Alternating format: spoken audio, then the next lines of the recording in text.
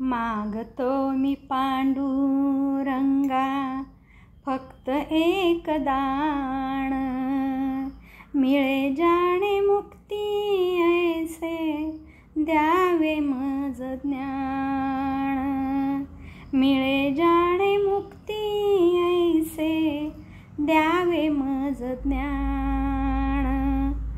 बालपणी होते माझे मन हे अजाण, बालपणी होते माझे मन हे अजाण, तरुणपणी संसारात गेले सर्व ध्यान।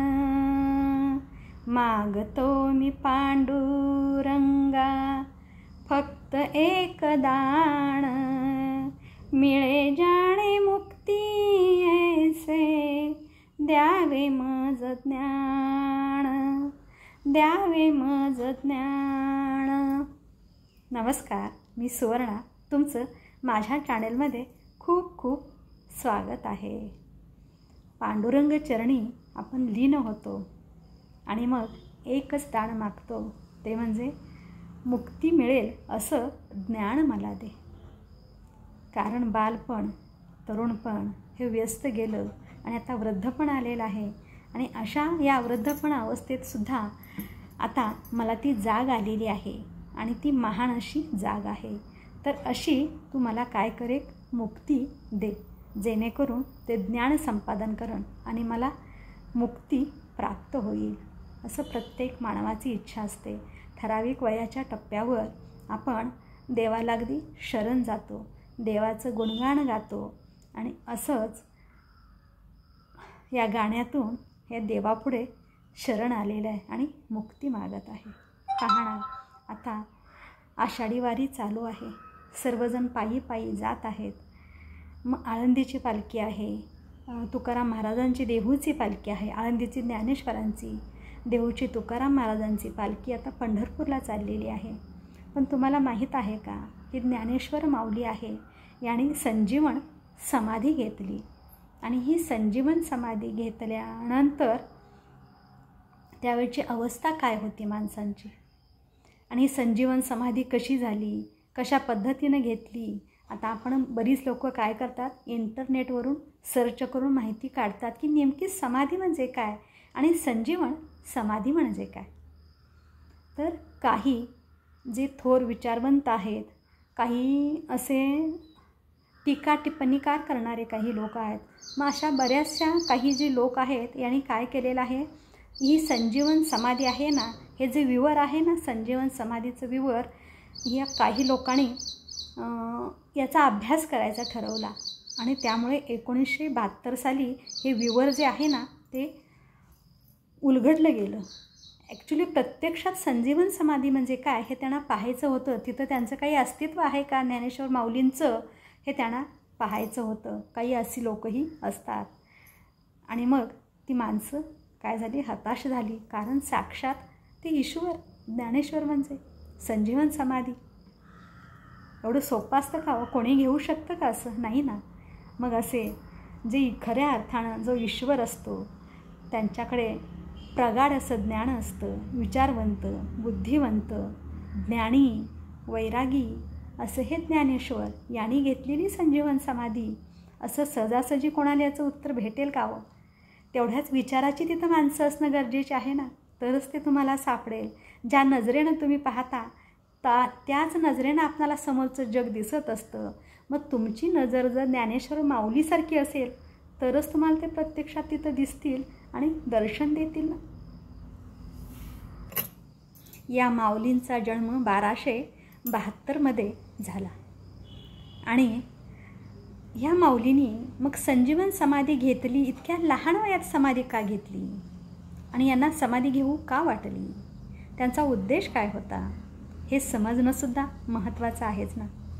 आता संजीवन समाधी घेतली म्हणजे नेमकं काय, समाधी म्हणजे काय, योगाचा परमोच्च बिंदू म्हणजे समाधी होय। आणि समाधी म्हणजेच काय, आधी सम होणं, आधी सम होणं म्हणजे पुनर्जन्माचा सिद्धांत खंडित होणं म्हणजे ही समाधी आणि संजीवन समाधी याच्यात फरक आहे. समाधी आणि संजीवन समाधी यात फरक आहे. आता पुनर्जन्म खुंटतो म्हणजे तुमच्या कर्माने तो जन्म मिळत असतो. इच्छेने जन्माला येऊ शकत नाही. कोणी इच्छेनं जन्माला येऊ शकत नाही, तर तो पुनर्जन्म खुंटत असतो. त्याला समाधी असं म्हटलं जातं. परंतु ज्ञानेश्वर महाराज यांना तर मागचं सर्व काही आठवत होतं. असंख्य जन्म तपस्या केली आहे म्हणून आज येथे सर्व प्राप्त केलं आहे. त्यांनी देहत्याग केला, त्याला संजीवन समाधी म्हणतात. त्यांचे प्राण शरीराच्या बाहेर जात नाहीत. समाधी सूक्ष्म थराचा संदर्भ घेऊन आली आहे. सूक्ष्म तो अंश आहे, स्थूल नाही तर सूक्ष्म अंश आहे तो. आणि आता तर समाधी विवराकडे जाऊन खोदण्याचा प्रयत्नसुद्धा केला गेला, तर तिथे काहीच कोणाला दिसलं नाही. नामदेव महाराज मात्र या समाधीचे साक्षीदार आहे. 1296 नोव्हेंबर त्यांची 4ही मुले होती त्यावेळेस जेव्हा त्यांनी संजीवन समाधी घेतली. तेव्हा एवढंच काय, अनेक संतसुद्धा होते. नामदेव महाराजांनी माऊलींचे 3 भाग म्हणजे 3 भागामध्ये वर्णन केलेलं आहे. एक म्हणजे तीर्थावळी, समाधी आणि आदी असे हे भाग आहेत. आणि याच्यामध्ये त्यांनी पूर्णतः वर्णन केलेलं आहे. आता तुम्हाला माहीत आहे, संत नामदेव हे त्यांच्यापेक्षा केवळ 5 वर्षांनी मोठे. त्यामुळे त्यांनी समाधीचे वर्णन केले, समाधी महिमा वर्णन केली आहे. जिवंत समाधी, संजीवन समाधी यात फरक.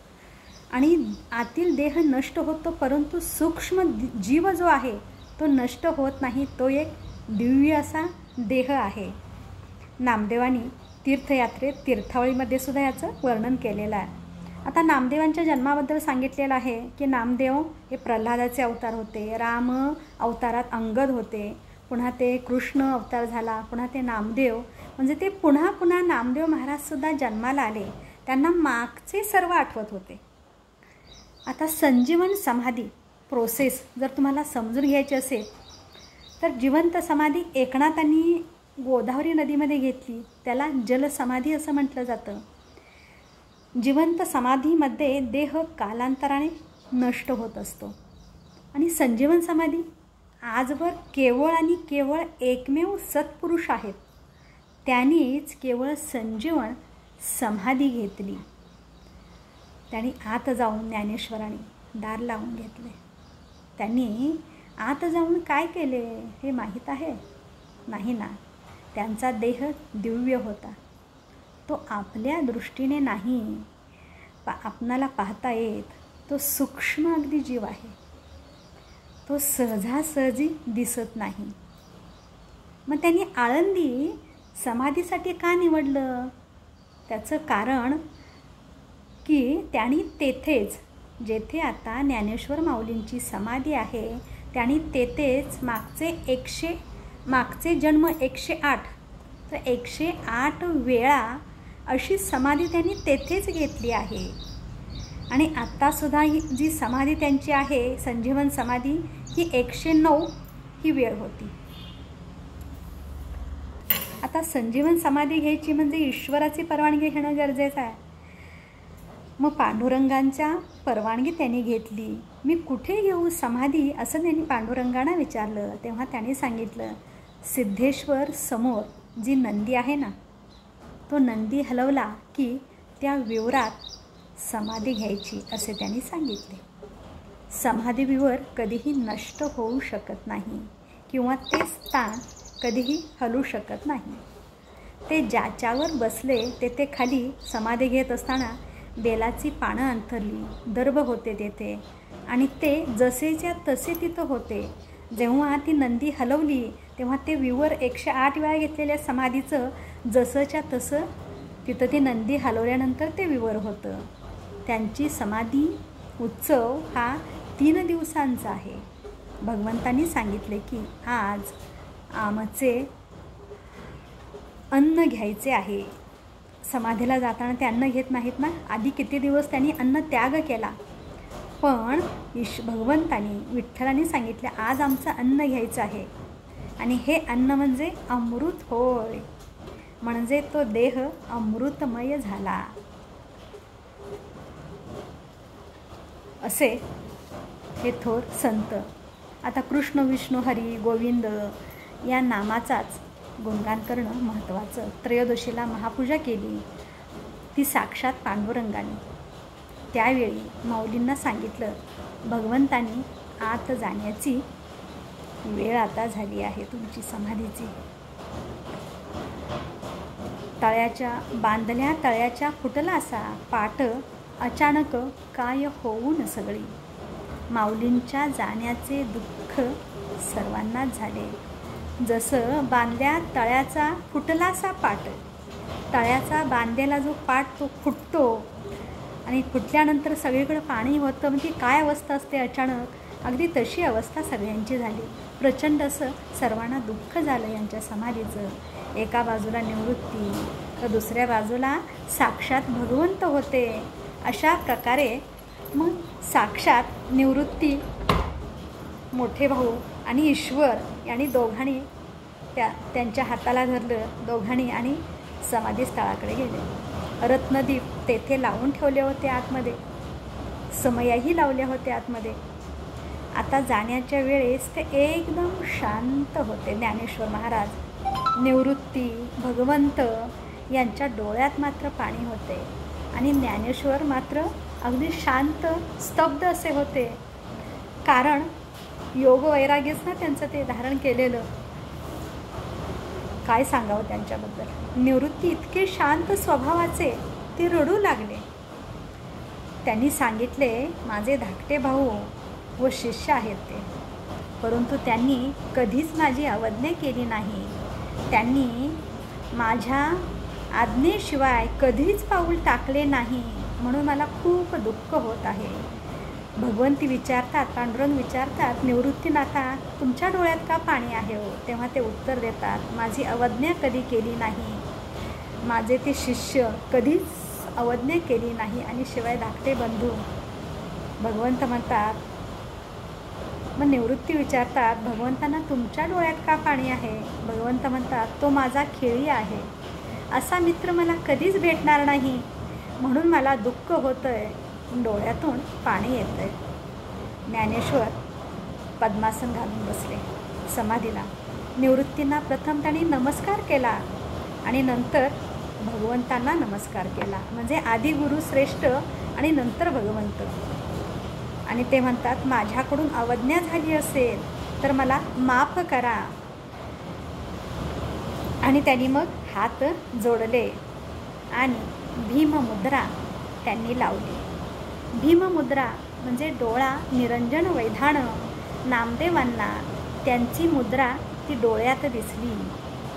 पंचतत्वांचा लय केला त्यांनी. हळूहळू एक एक तत्व विलीन होत गेलं एकमेकात आणि ती समोर उभा असलेल्या महात्म्यांना दिसलं. जे थोर विचारवंत होते, ज्यांची दृष्टी होती, दिव्य दृष्टी म्हणतो ना, त्या दिव्य दृष्टीला आत ज्ञानेश्वर महाराजांनी जी संजीवन समाधी घेतली तेव्हा प्रत्यक्ष तिथं काय घडलं हे फक्त त्या संत महात्मे आणि दिव्य दृष्टीलाच दिसलं. त्यांचे एक एक तत्व एकमेकात विलीन होत गेले आणि लय झालं आणि नंतर केवळ त्यांच्या शरीराची आउटलाईनच दिसू लागली त्यांना आणि नंतर तीही नष्ट झाली. आणि नंतर आतून मग ओंकारचा नाद ऐकू येऊ लागला. नंतर तो नादही ऐकू येणं बंद झालं. तेव्हा ओळखलं की यांची समाधी लागली आहे. आता संत ज्ञानेश्वरांनी संजीवन समाधी घेतली खरी, आणि पहा जवळजवळ 250 वर्षांनी एकनाथ महाराज माऊलींना येऊन भेटले. म्हणजे दृष्टांत दिला माऊलींनी. ज्ञानेश्वरीची आता शुद्धी करायची होती, ती यांनी शुद्धी केली. कारण का शुद्धी केली? इतर लोकांनी ती ज्ञानेश्वरी पाठ केली आणि मग एकमेकांनी ती ज्ञानेश्वरी एकमेकाला सांगितली आणि प्रत्येकानं आपापल्या परीनं ते लिखाण केलं.